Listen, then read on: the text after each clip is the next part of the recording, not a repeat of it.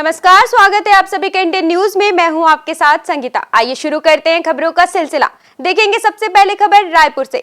मुख्यमंत्री भूपेश बघेल ने भारत जोड़ो यात्रा को लेकर फिल्मी अंदाज में ट्वीट कर वीडियो शेयर किया है। सीएम ने ट्वीट कर कहा, तू ना थकेगा कभी, तू ना रुकेगा कभी, तू ना मुड़ेगा कभी, कर शपथ कर शपथ कर शपथ, अग्निपथ अग्निपथ अग्निपथ। वहीं राहुल गांधी ने कल कन्याकुमारी से यात्रा की शुरुआत की है।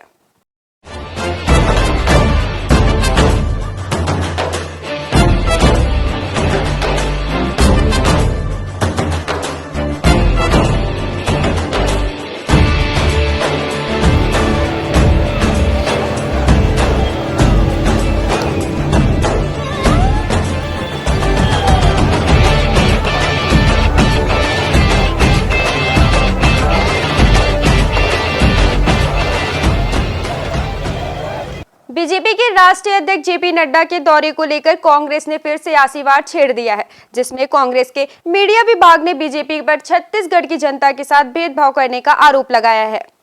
बीजेपी के राष्ट्रीय अध्यक्ष जेपी नड्डा के राजधानी आगमन पर प्रदेश कांग्रेस कमेटी के संचार प्रमुख सुशील आनंद शुक्ला ने तंज कसते हुए कहा कि बूथ लेवल के कार्यकर्ताओं की मीटिंग और उन्हें प्रशिक्षण देने राष्ट्रीय अध्यक्ष जेपी नड्डा आ रहे हैं, जबकि ये काम जिला, ब्लॉक व मंडल अध्यक्ष के होते हैं। इस छोटे से काम के लिए जेपी नड्डा के आने से ऐसा लग रहा है जैसे छत्तीसगढ़ में बीजेपी समाप्त होने की कगार पर है।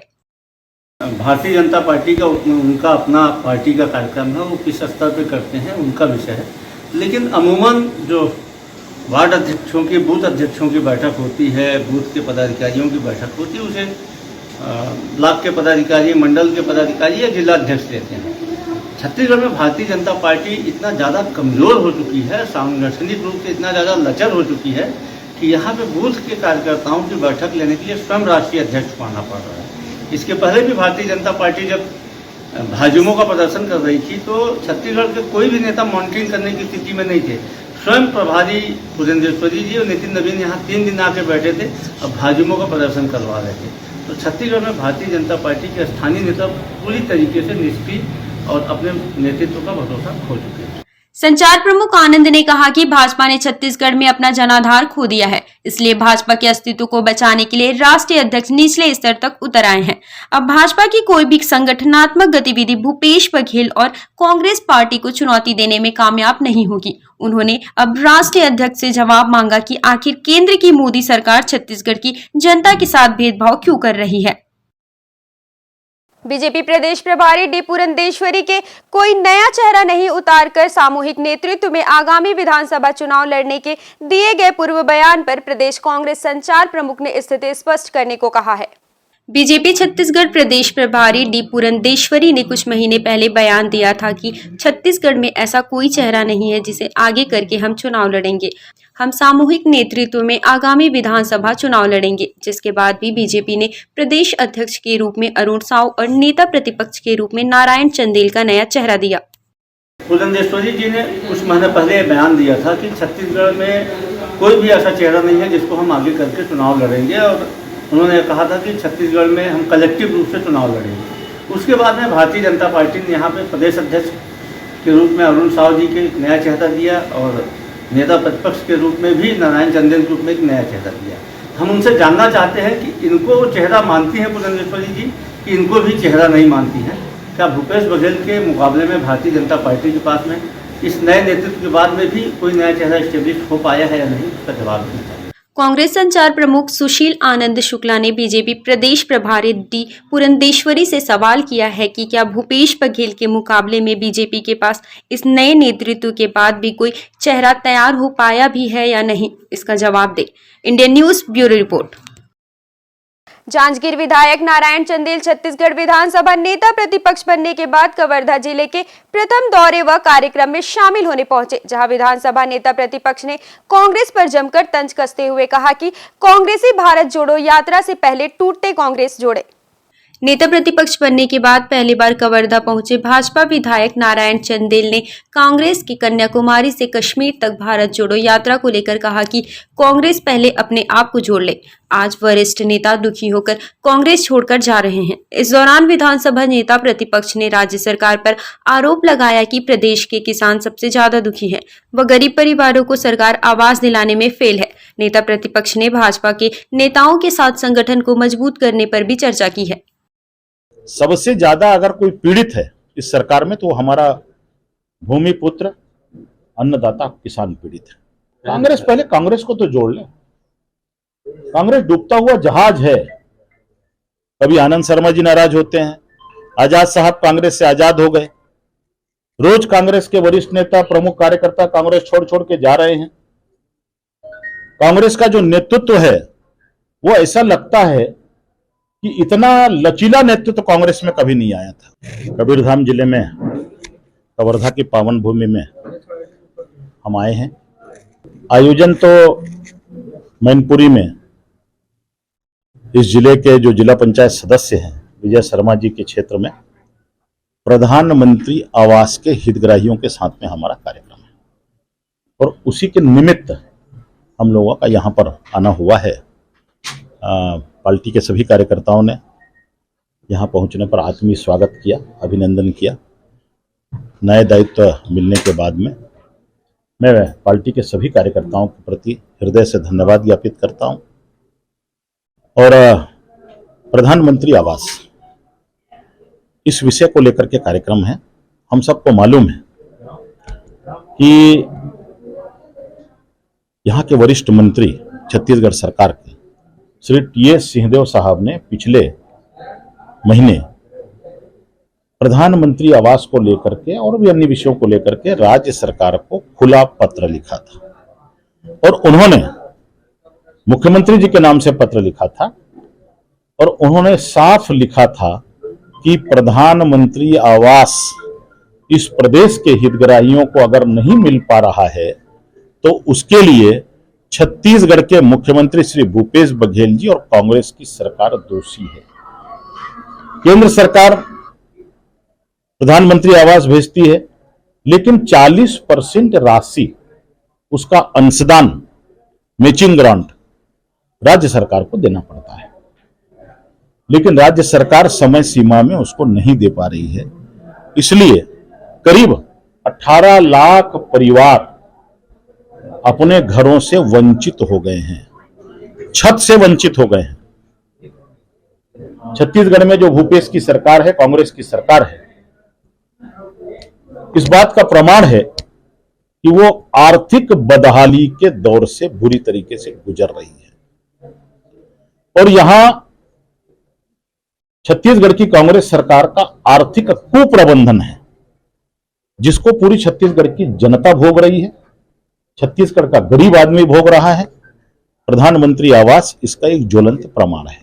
छत्तीसगढ़ सरपंच संघ के प्रदेश आह्वान पर महासमुंद जिले के पिथौरा ब्लॉक के सरपंच अपनी 13 सूत्रीय मांगों को लेकर 10 दिनों के अनिश्चितकालीन हड़ताल पर है। इस हड़ताल की वजह से जनपद के 126 ग्राम पंचायतों में कामकाज पूरी तरह से ठप हो गया है।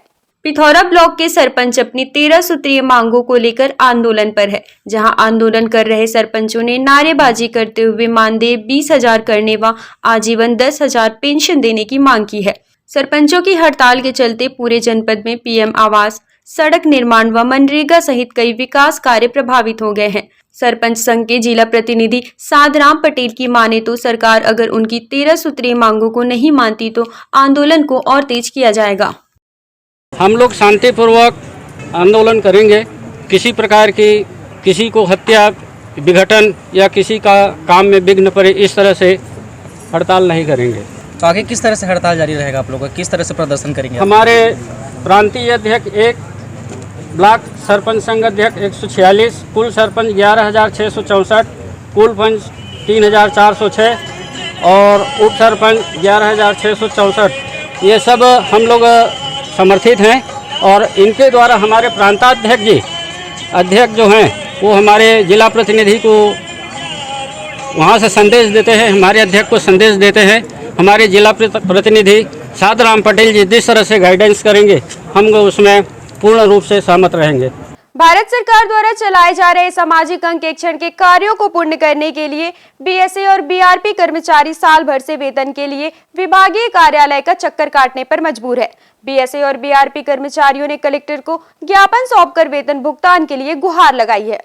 राजनांदगांव जिले के ग्राम पंचायतों में बीएसए और बीआरपी के माध्यम से पिछले वित्तीय वर्ष में मनरेगा के अंतर्गत श्रमिक परिवार के सदस्यों और स्वसहायता समूहों की महिलाओं को रोजगार की व्यवस्था सुनिश्चित कराई थी। वित्तीय वर्ष 2021-22 में सितंबर से मार्च 2020 तक किए गए सामाजिक अंकेक्षण कार्य में सम्मिलित ग्रामीणों को करीबन 29,58,900 रुपए का भुगतान नहीं हुआ है। आर्थिक तंगी से जूझ रहे बीएसए और बीआरपी के कर्मचारियों ने कलेक्टर को ज्ञापन सौंपकर जल्द वेतन भुगतान करने की मांग की है। सर, हम लोग छत्तीसगढ़ सामाजिक अंकेक्षण यूनिट की तरफ से पिछले साल के सितंबर माह से अब तक का पेमेंट जो रुका हुआ है, हम लोग पूरे सभी ब्लॉक में पंचायत ऑडिट कर चुके हैं। वहाँ पे जाके हम लोगों को 6 दिन रहना पड़ता है और धूप छाँव गर्मी कैसी भी समस्या हो वहाँ पे काम करना पड़ता है। ज़मीनी तौर पे कार्यस्थल जाके या पंचायत में रहकर पूरा 6 दिन रहकर हम लोग ऑडिट करते हैं। फिर ग्राम सभा करने के बाद ये पूरा कार्य हम लोग किए हैं और अभी तक पिछले साल का सितंबर हो गया और अभी का सितंबर हो गया, पूरा 12 माह हो गए हैं सर। हमारा एक भी पंचायत का पेमेंट नहीं हुआ है, जिसके वजह से हम लोगों को बहुत समस्या आ रही है। हमारी आर्थिक जीवन में भी इसके वजह से बहुत समस्याओं से हम लोगों को जूझना पड़ रहा है। बस आज और कल करके बोल देते हैं, फिर उसके बाद में कोई बताते ही नहीं कि कब तक आएंगे। ऐसा करके बस उम्मीद ही दिखा रहे हैं। इससे पहले भी शिकायत कर चुके हैं सर हम लोग। तो अभी रायपुर में जाके स्टेट ऑफिस में जाके हड़ताल में भी बैठे थे, उसके बाद भी अब कुछ सुनवाई नहीं हो पाया है। तो और हम क्या कर सकते हैं सर। शासकीय स्कूलों में मध्याह्न भोजन बनाने वाले रसोइयों ने अपने 3 सूत्रीय मांगों को लेकर जगदलपुर स्थित कृषि उपज मंडी परिसर में हड़ताल कर रहे हैं, जहां रसोइयों ने अपने अनियमितीकरण की भी मांग की है। रसोइयों के मानदेय बढ़ाने के ऐलान के बाद भी मांग पूरी नहीं होने पर शासकीय स्कूलों में मध्याह्न भोजन बनाने वाले नाराज रसोइयों ने शासन के खिलाफ मोर्चा खोल दिया है। रसोइया संघ के आह्वान पर रसोइया अपनी 3 सूत्रीय मांग को लेकर जगदलपुर स्थित कृषि उपज मंडी परिसर में हड़ताल पर बैठे हैं, जहां रसोइया अपने नियमितीकरण करने, मानदेय बढ़ाने और कलेक्टर दर देने की मांग कर रहे हैं। रसोइया संघ ने शासन को अल्टीमेटम दिया है कि 3 दिनों में अगर उनकी मांगों को पूरा नहीं किया जाता है तो राजधानी रायपुर में अनिश्चितकालीन धरना प्रदर्शन किया जाएगा। जो हम लोग को 1500 रुपये जो मिलती है वो कलेक्टर दर दिया जाए, और जो हम लोग को 2018 में 300 रुपये का जो हम लोग को बढ़ाया गया था उसका एरियर्स के और तौर पर मिले। और तीसरी मांग है कि हमारे यहाँ बच्चे का दर संख्या उपस्थित कम होने के कारण रसोइया को निकाल बाहर किया जा रहा है, वो उसके रोकथाम के लिए हम लोग मांग कर रहे हैं और हमारा कलेक्टर दर मिले, बस यही। आज 26 साल हो गया रसोइया 1995 से कार्यरत है, तो सरकार हम लोगों को अनदेखा कर रही है। सरकार आज अपन लोग 1500 के रेट पे पहुँचे हैं, तो कहीं ना कहीं सरकार अपन को घोषणा पत्र में शामिल किए थे कि कलेक्टर दर रसोइया को दिया जाएगा, लेकिन आज तक कलेक्टर दर का अभी कोई नई चर्चा चला है। तो मैं सरकार से यही मांग करता हूँ कि रसोइया को जल्द से जल्द कलेक्टर दर दिया जाए, और कलेक्टर दर का मांग है क्योंकि रसोइया 50 रुपया में काम नहीं कर सकती। आजकल 50 रुपया में तो कुछ भी नहीं मिलता, एक झोला का सब्जी भी नहीं आता है। तो इसलिए मेरा सरकार से निवेदन है कि वो भी अपना रखे बात, वो भी जाने कि रसोइया कितना दुख भरी ज़िंदगी जीती है। सरकार को समझ में आना चाहिए कि कम से कम हमको कलेक्टर दर मिलना ही चाहिए। सरकार बहुत दिन से अपन को मांग पत्र में रखे थे कि 300 रुपया बढ़ोतरी की है। 300 रुपया बढ़ोतरी करने के बाद वो 3 साल बाद अपन को 300 रुपया 1200 के जगह पे 300 रुपया जोड़ के 1500 किया गया। तो जो अपन को जो 3 साल बाद जो मिला है 300 रुपया 1500 में जोड़ा गया, उसके बाद जो 3 साल जो बचा है वो एरियस ग्रुप में भी उस पैसा को दिया जाए। जी अभी तो 3 दिवसीय हड़ताल रखा गया है जगदलपुर में। 4, 5, 6 को शाम अपन लोग रायपुर के लिए निकल जाएंगे। रायपुर में पूरा हड़ताल है क्योंकि अपन लोग का मानदेय इतना नहीं है कि एक झटके में रायपुर पहुंच जाएं। तो सभी रसोइयाओं से हम अपन लोगों ने कुछ रुपया इकट्ठा करके उसमें से कुछ लोग अपन लोग रायपुर जाएंगे। रायपुर जाने के बाद मुख्यमंत्री से मिलेंगे और अपना जो मांग पत्र है मांग पत्र भी सौंपेंगे। और हम लोग का पहला मांग है कि कलेक्टर दर दिया जाए, और दूसरा मांग ये है कि दर संख्या कम होने से रसोइया को निकाल बार किया जाता है, वो उस पर प्रतिबंध लगाया जाए।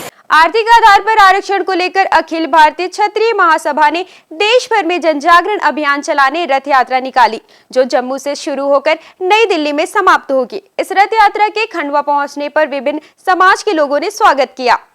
अखिल भारतीय क्षत्रिय महासभा की आर्थिक आधार पर पिछड़े और गरीब लोगों के लिए आरक्षण की मांग को लेकर निकली जन जागरण अभियान रथ यात्रा खंडवा नगर पहुंची, जहां जनप्रतिनिधियों व विभिन्न सामाजिक संगठनों ने जोरदार स्वागत किया।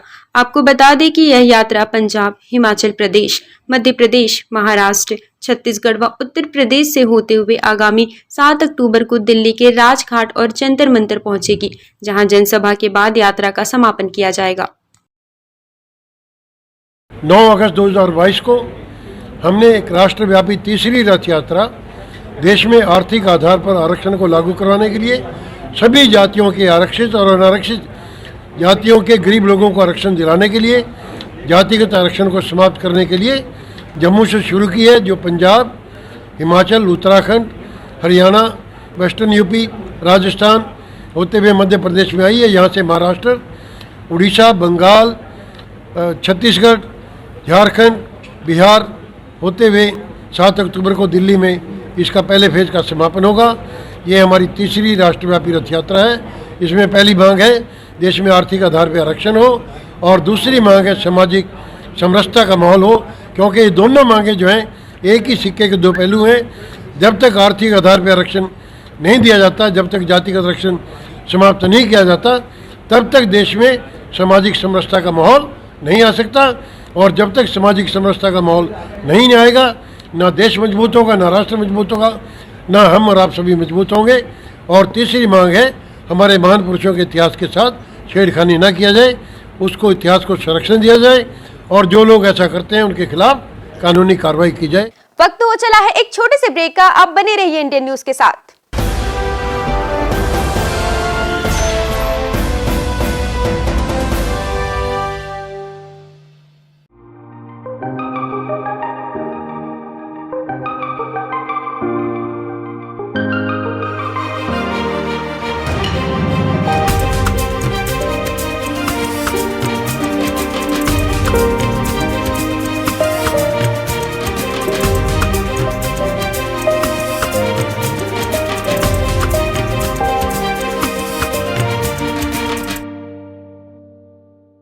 ऐसे ही यूनिक प्रोडक्ट्स के लिए आप विजिट करें wahcard.com और अधिक जानकारी के लिए संपर्क करें 74005 74005।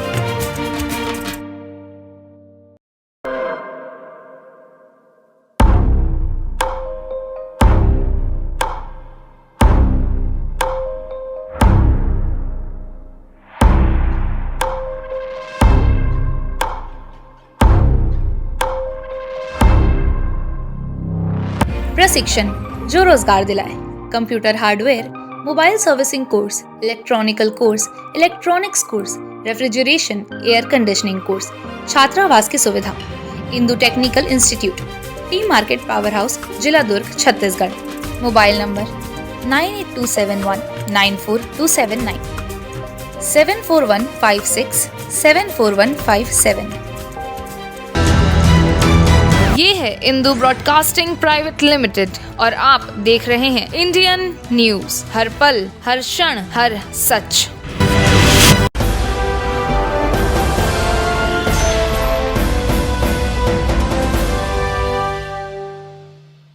ब्रेक के बाद स्वागत है आप सभी का। देखेंगे खबर भिलाई से। ट्विन सिटी इन दिनों भगवान श्री गणेश की भक्ति में सराबोर है और सभी अपने अपने तरीके से भगवान श्री गणेश की आराधना कर रहे हैं। इसी कड़ी में भिलाई के इंदु आईटी स्कूल में बच्चों के बीच विविध प्रतियोगिताएं आयोजित की जा रही हैं। स्कूली बच्चों द्वारा दी जा रही सांस्कृतिक प्रस्तुति ने गणेश पर्व को यादगार बना दिया है। इंदु आईटी स्कूल में आयोजित किए जा रहे सांस्कृतिक कार्यक्रम की आप भी देखिए कुछ खास झलकियां।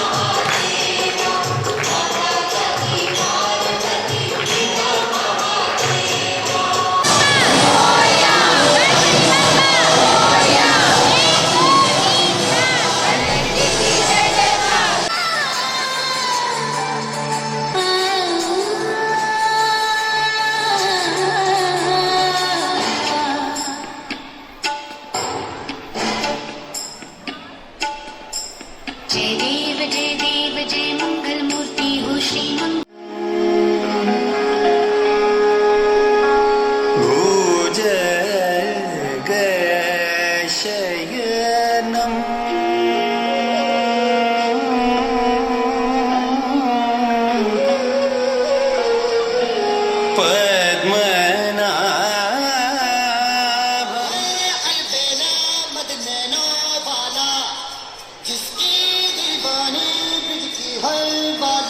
किसना है वो किसना है वो किसना है वो किसना है किसना है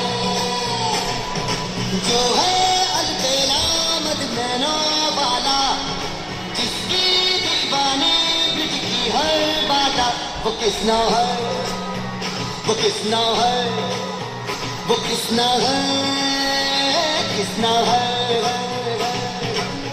अंबर से तोड़ा सूरज को प्यारा अम्मा के आंचल में ढक डाला सारा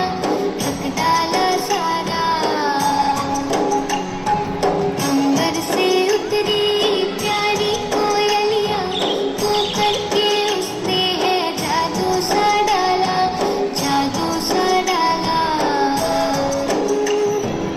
आधा चंदा पूरा तारा है मेरे आंगन से उगने वाला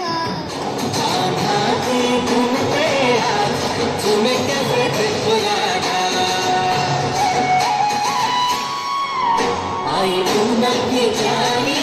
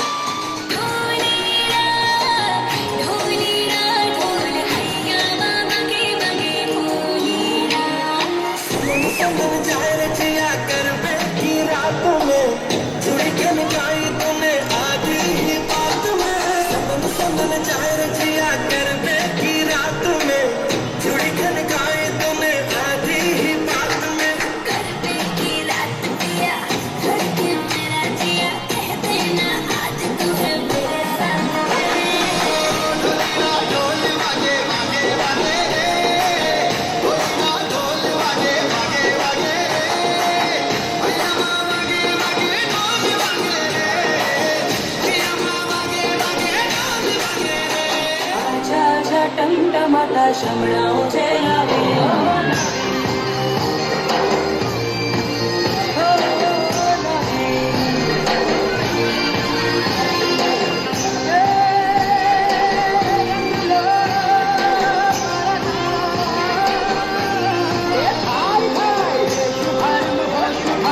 मंगल बेला आई सपनों की डहरी में दिल की बाजी रे शहनाई सज सजी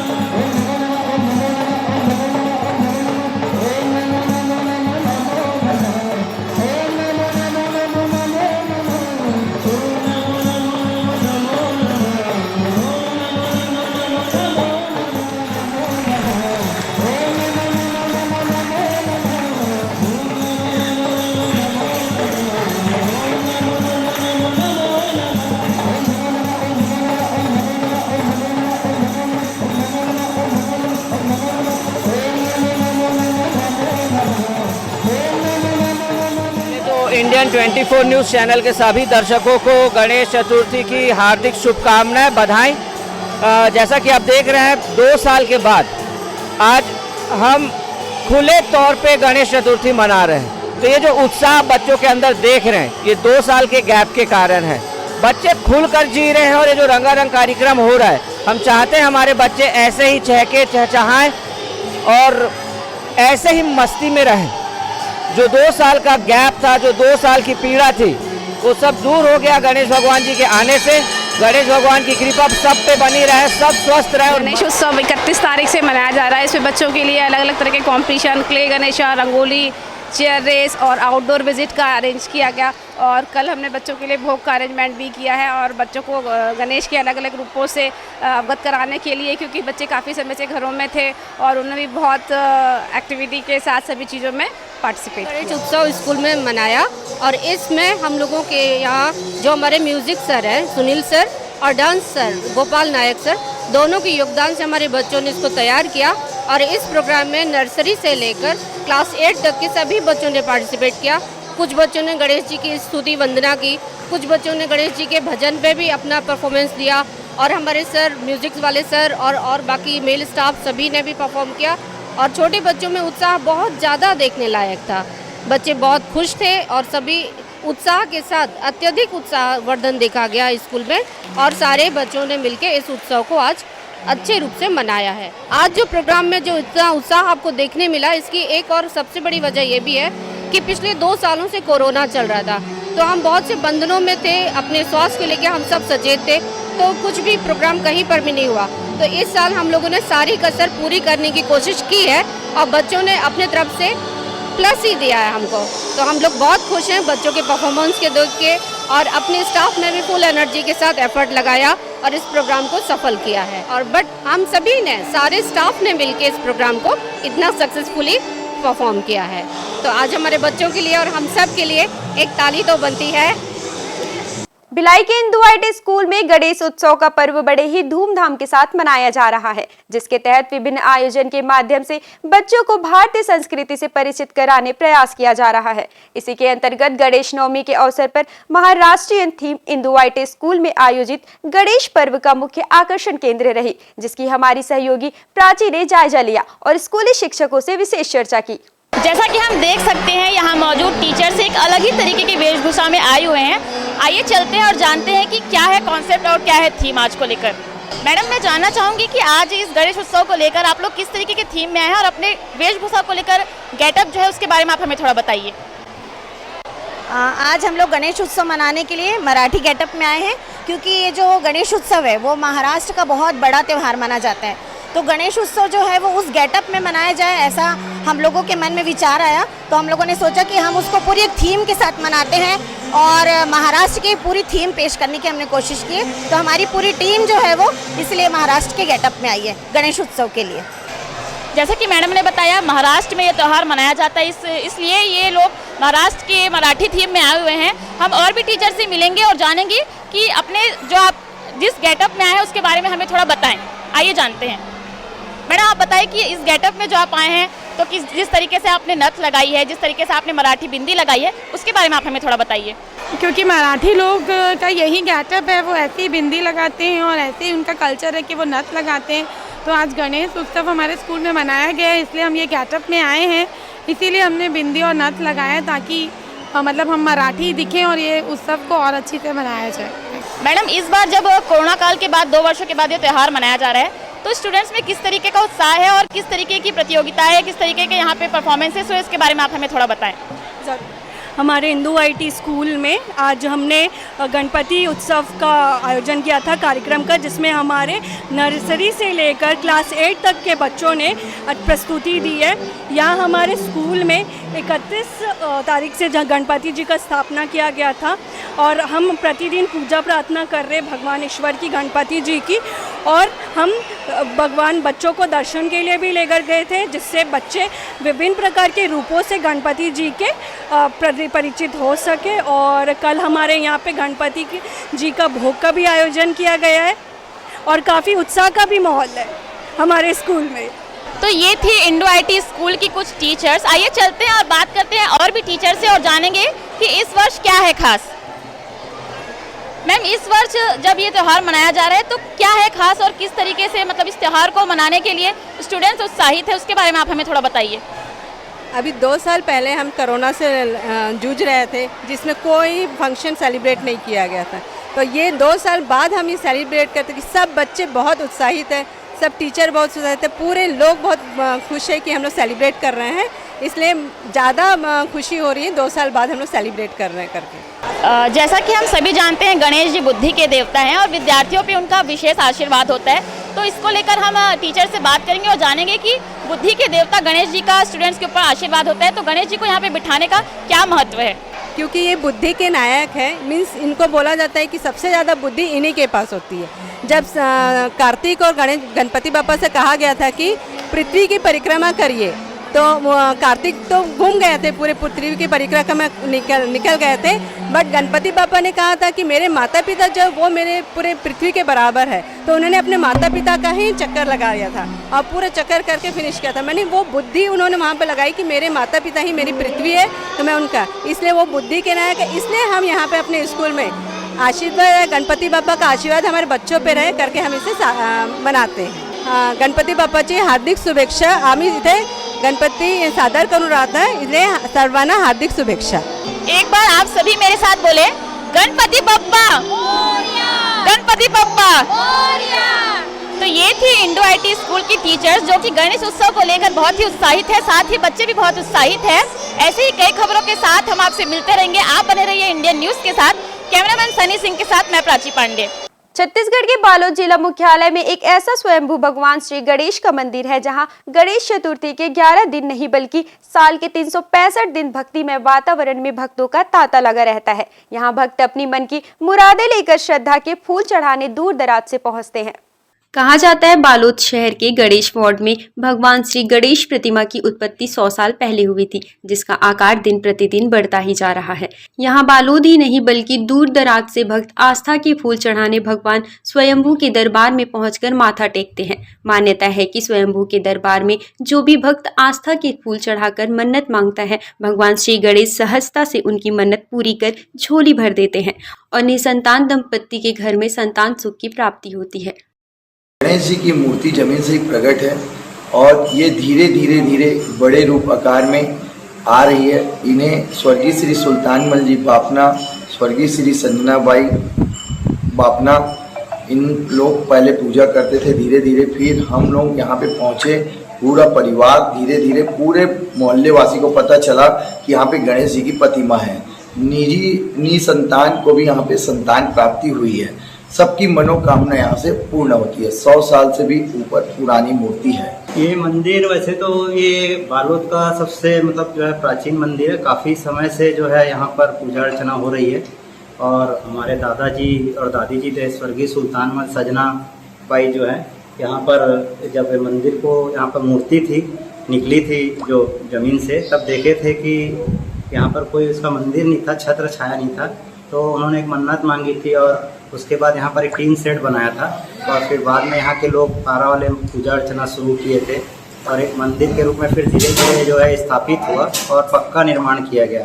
और आज यहाँ पर पूरे बालोद में हर बुधवार को यहाँ महाआरती होती है और उनके द्वारा आज भी जो है उनके परिवार के लोग सब यहाँ पर जो है श्रद्धा रखते हैं इस मंदिर पर।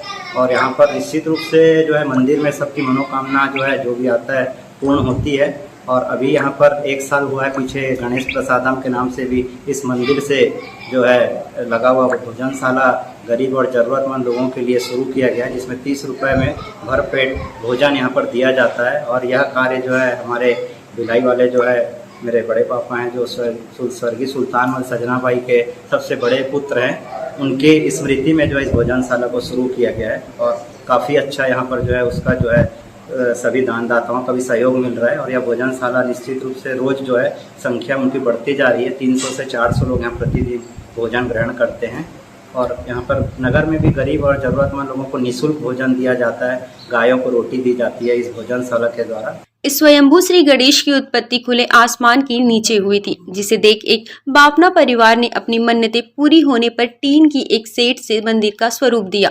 आस्था बढ़ने पर अब दानदाता और भक्तों के सहयोग से मंदिर आकर्षक और आस्था का केंद्र बन गया है, जहां हर बुधवार को भक्तिमय वातावरण में महाआरती होती है। साथ ही समिति ने अब महाप्रसादम के नाम से 30 रुपए में भरपेट भोजन खिलाने की भी व्यवस्था शुरू कर दी है, जहां प्रतिदिन 300 से अधिक लोग प्रसाद ग्रहण कर अपनी भूख मिटाने पहुंचते हैं। इंडियन न्यूज के लिए बालोद से किशोर कुमार की रिपोर्ट। राजनांदगांव शहर के रानी सागर तालाब में श्री बलदेव जी राधा कृष्ण किला मंदिर रानी सूर्यमुखी देवी राजगामी संपदा न्यास के तत्वाधान में जल क्रीड़ा नौका विहार और डोल ग्यारस कार्यक्रम का आयोजन हुआ, जहां विभिन्न राधा कृष्ण मंदिरों से पहुंचे राधा कृष्ण की मूर्तियों को नौका विहार कराकर उनकी पूजा अर्चना की गई। संस्कारधानी राजनांदगांव में शुक्ल एकादशी पर डोल ग्यारस कार्यक्रम मनाया गया, जिसके तहत विभिन्न मंदिरों में विराजित भगवान श्री राधा कृष्ण को डोले में विराजमान कराकर नगर भ्रमण कराया गया। भक्त यहां परंपरा अनुसार विराजित भगवान का पूजन कर डोले के नीचे से निकलते हैं और अपने हाथों से डोला उठाते हैं। मान्यता है कि इससे स्वर्ग के द्वार भक्तों के लिए खुल जाते हैं। संस्कारधारी राजनांदगांव रियासत कालीन राजा की नगरी में ढोल एकादशी आषाढ़ की पुरानी परंपरा के अनुसार आज भी राजनांदगांव में नौका विहार प्रभु ठाकुर जी करते हैं। सभी शहर के सभी प्रसिद्ध मंदिरों से और अपने अपने घरों से लोग ठाकुर जी को लेकर आए हैं और यहाँ नौका विहार का जो परंपरा चले आ रही है उसका निर्वाह करते हैं। आज नौका विहार एकादशी का दिन था। आज सभी लोग अपने अपने घरों से लड्डू गोपाल को लेकर आए थे और राजनांदगांव के जो बहुत सारे मंदिर हैं, सत्यनारायण मंदिर, लक्ष्मी नारायण मंदिर, सारे मंदिरों से अपने अपने लड्डू गोपाल को लेकर आए थे और नौका विहार किया गया। उसके पश्चात आरती किया गया। ये सदियों से परंपरा चलते आ रही है। ये संस्कारधारी राजनांदगांव में मैं सभी को बोलता हूँ कि हर साल इस चीज़ों में लोगों को आना है और इससे अपनी संस्कृति और आगे पहुँचेगी। रियासत काल में राजनांदगांव में परंपरा अनुसार मनाए जा रहे डोल ग्यारस पर सभी डोले रानी सागर तालाब पहुंचे, जहां भगवान को जल क्रीड़ा कराकर नौका विहार कराया गया। पंडितों की माने तो डोल ग्यारस भाद्रपद मास की एकादशी को जल झूलनी या पद्मा एकादशी भी कहा जाता है। भगवान विष्णु नारायण के वामन रूप का अवतरण हुआ था, इसलिए इस दिन भगवान वामन की आराधना की जाती है। इंडियन न्यूज के लिए राजनांदगांव से ललित सिंह ठाकुर की रिपोर्ट। भिलाई के नंदनी रोड की शराब दुकान को हटाए जाने की मांग को लेकर स्थानीय निवासियों ने रैली निकालकर छावनी थाने का घेराव किया और असामाजिक तत्वों की बढ़ती गतिविधियों को लेकर अपना आक्रोश व्यक्त किया। नंदिनी रोड में स्थित शराब दुकान के चलते आसपास के 4 वार्डों के नागरिकों के साथ व्यापारी भी खासे परेशान हैं, जिसके चलते असामाजिक तत्वों की गतिविधियां तेजी से बढ़ रही हैं, जिससे परेशान होकर स्थानीय वासियों ने रैली निकालकर छावनी थाने का घेराव किया और नंदिनी रोड की शराब दुकान हटाए जाने के साथ कानून व्यवस्था को बहाल करने की मांग की। और ये एक तरीके का षड्यंत्र किया जा रहा है कि औने पौने दाम में वहाँ जो व्यापारी हैं वो अपनी दुकानों को बेच दें और इसके लिए लगातार कुछ रसूखदार लोगों के द्वारा प्रयास भी कर रहे हैं। ये जो शराब दुकान है नंदिनी रोड पे, ये भिलाई विधायक की शराब दुकान है जिसका किराया उनको जाता है 2 लाख रुपए। इसलिए ये शराब दुकान पर प्रशासन हाथ डालने के लिए तैयार नहीं होता है ना। और ये बात लगभग बहुत सारे लोगों को मालूम भी है कि वो दुकान किसकी है। लगातार वहाँ पर लूट की, खसोट की, छिनतई की घटनाएं हो रही हैं। जब पुलिस को देखते हैं अपराधी किस्म के लोग जो शराब पिए रहते हैं वो गलियों में भागते हैं, लोगों के घरों का दरवाजा खोलते हैं, उनसे पैसे मांगते हैं, नहीं देने पर उनके यहाँ गाली गलौज करते हैं, पत्थर मारते हैं या उनके घर चोरी करते हैं। ये दोनों ही वार्ड जो यहाँ से लगे हुए हैं और रोड के उस पार के 2 वार्ड, ये 4 वार्ड के लोग इस शराब दुकान, दोनों ही शराब दुकान से बहुत ज़्यादा परेशान है। व्यापारी इतना परेशान है कि इनके व्यापार बंद हो गए हैं। यहाँ कोई भी ग्राहक आने के लिए तैयार नहीं, क्योंकि ग्राहकों से पैसे छीन लिए जाते हैं, उनका सामान छीन लिया जाता है। इस बात को लेकर के यहाँ के स्थानीय रहवासी लगातार जिला प्रशासन को, कलेक्ट्रेट में लगातार ज्ञापन देते रहे कि शराब दुकान को यहाँ से अन्य किसी स्थान पर स्थानांतरित किया जाए, पर प्रशासन ने राजनीतिक दबाव के चलते इस पर कोई कदम नहीं उठाया है। हम लोगों ने परेशान होकर के 1 सप्ताह पहले कलेक्टर महोदय को इस शराब दुकान के संदर्भ में ज्ञापन दिया था कि 1 हफ्ते की समय सीमा में प्रशासन इस शराब दुकान के ऊपर कोई कार्रवाई करे, अन्यथा हम लोगों को आंदोलन का रास्ता पकड़ना पड़ेगा। और आज 1 सप्ताह पूरा होने के बाद भी प्रशासन के द्वारा कोई भी कार्रवाई या कोई कदम उठाता हुआ नहीं दिखते। आज से हम लोगों ने आंदोलन की शुरुआत की है। इस आंदोलन की शुरुआत करने के लिए हम आज छावनी थाने में ज्ञापन देने के लिए आए थे हमको ये पता है कि पुलिस प्रशासन शराब दुकान को हटाने या नहीं हटाने को लेकर कुछ नहीं कर सकता है, लेकिन जो लोग वहाँ बाहर रोड में बैठ के शराब पी रहे या मोहल्ले में शराब पी रहे, उनको पुलिस रोके और उन पर कार्रवाई करे।